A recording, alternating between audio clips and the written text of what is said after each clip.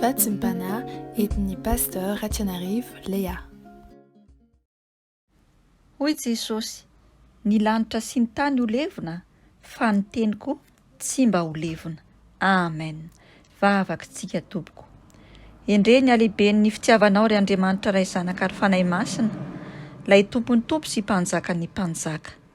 Faly zahay trady zao maraim-baovao zao indray, ary de miarabanao mpanetretena manoroka ny tongotra ao masina ary lay tompony tompo sy mpanjaka ny mpanjaka.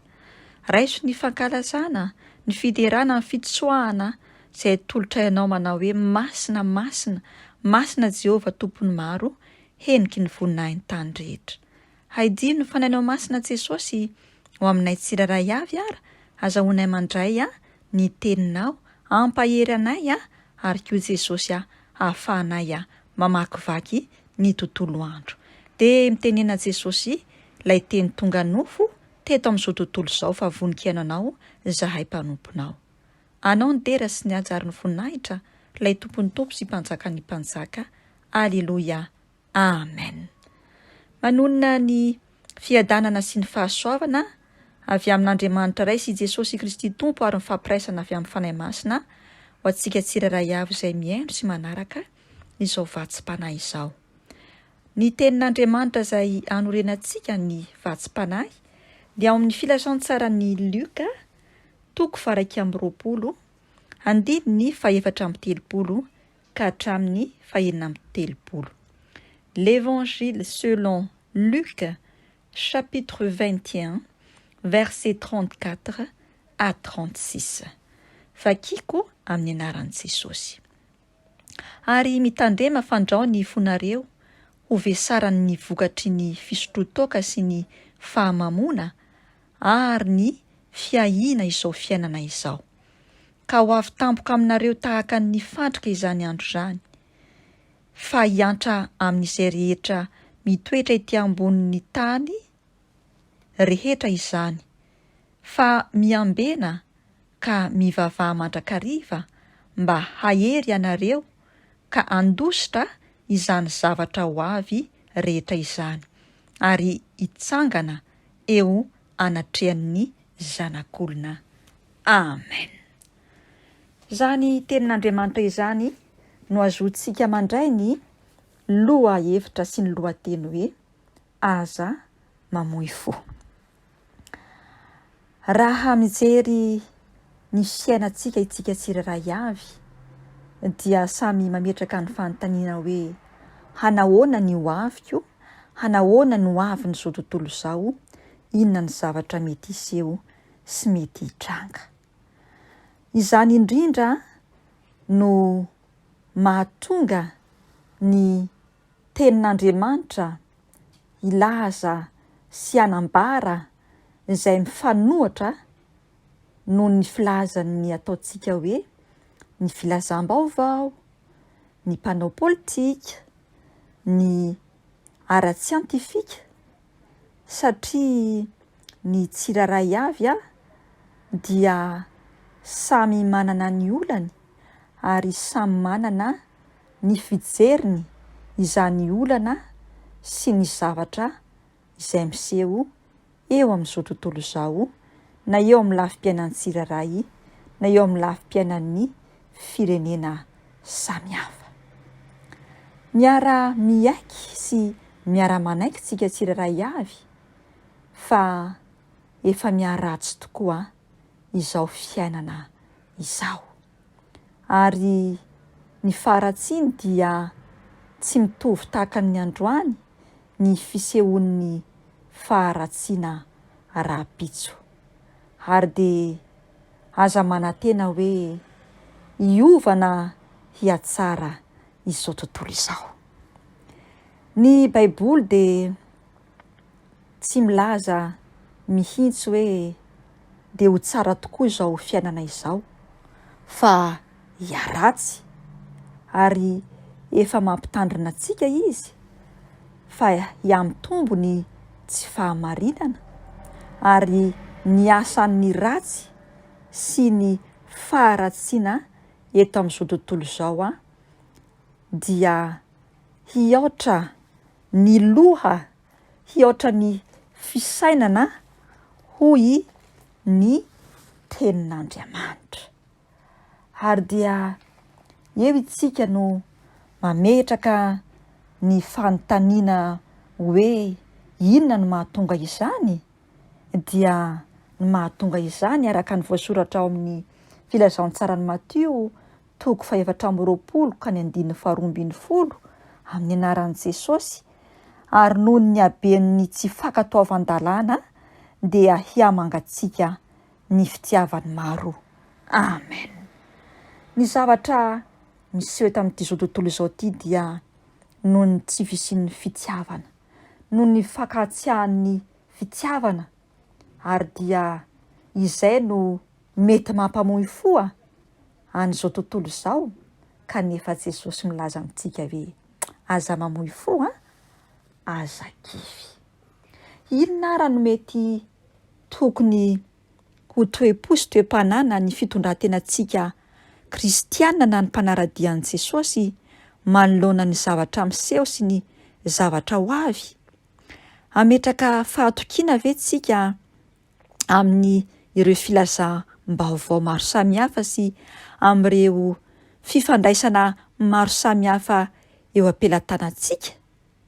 Moa va isika atoky izay filazan'ny ireo tompon'andraikitra maro samihafa sy ireo izay nomena fahefana hitantana izao tontolo izao ka hampanantenantsika hanome ho avy tsaratsara kokoa sy hiatsara kokoa? Sa moa ve isika andeha hanorina ny finoantsika sy ny fahatokiantsika amin'ilay tenin'Andriamanitra?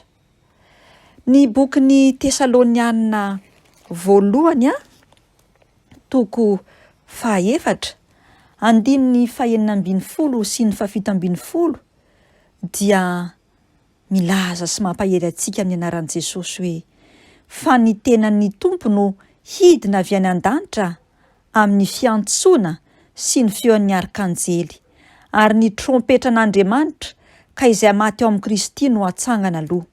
Ary rehefa afaka izany dia isika izay velona ka mbola mitoetra no akarina hiaraka aminy hoeny amin'ny rahona hitsenan'ny Tompo any amin'ny habakabaka dia ho any amin'ny Tompo mandrakariva isika.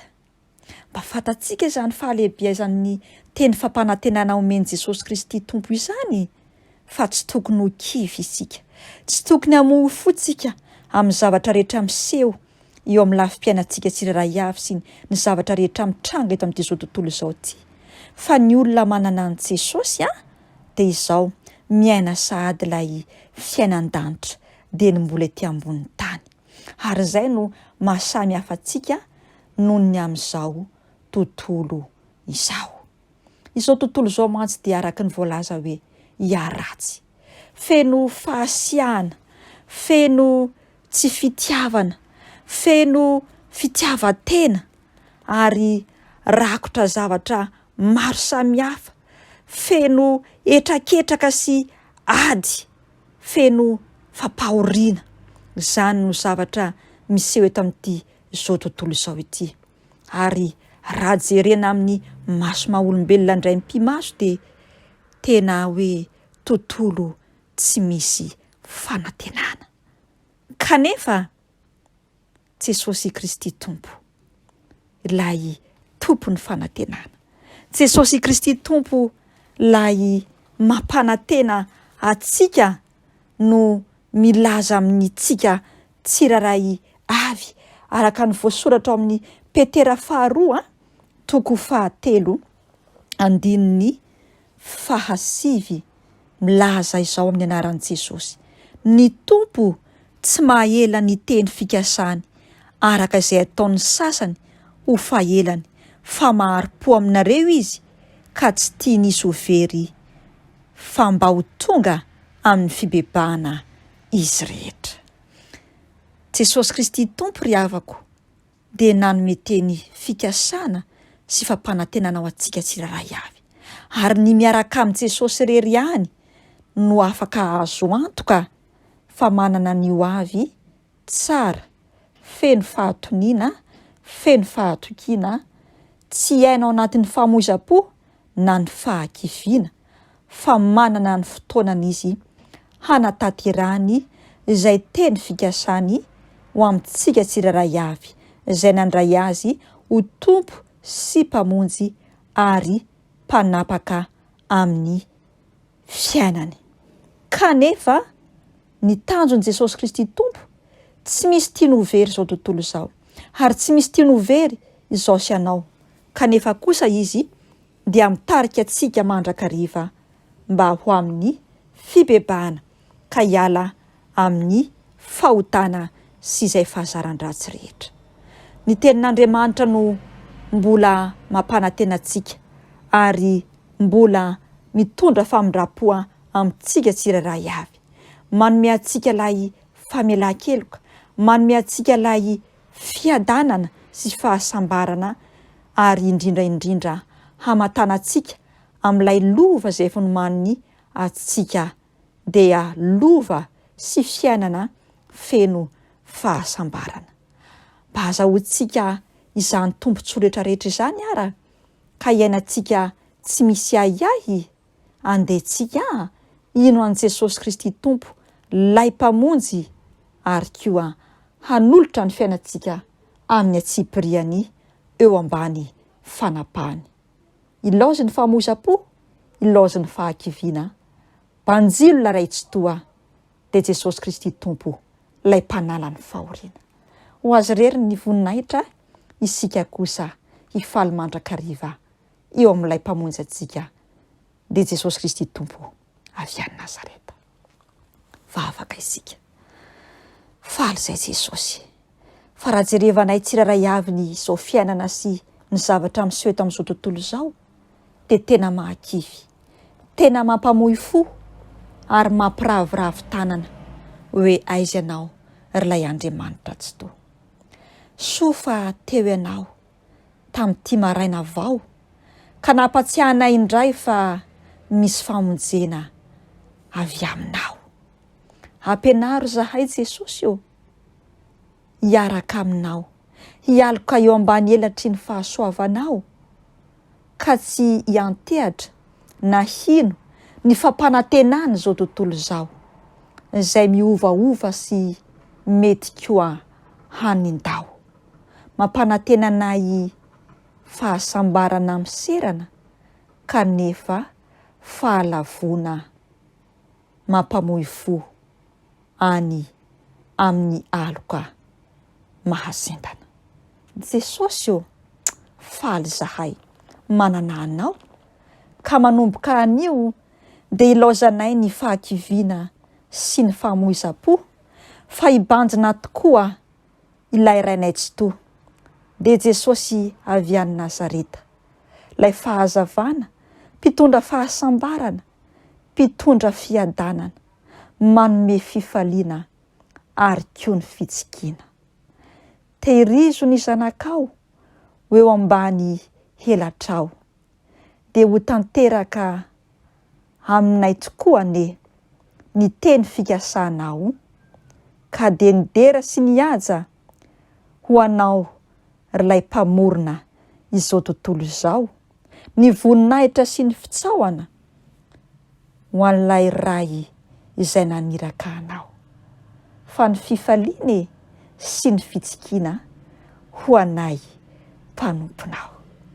Raiso ny tsotra amin'izay tononona amin'ny anaran'i Jesosy Kristy Tompo ho asianao amin'ity andro anio ity manao hoe mifalia mandrakariva amin'ny Tompo, hoy izao indray mifalia mandehana amin'ny fifalian'ny Tompontsika. Ho azy ny voninahitra, ny fiadanana kosa hanapaka ao anatin'ny fotsika, izay tsy azon'izao tontolo izao raisina, satria tsy hitany na fantany fa itsika no mahafantatra azy. Aleluia. Amen. Mahay resary avako.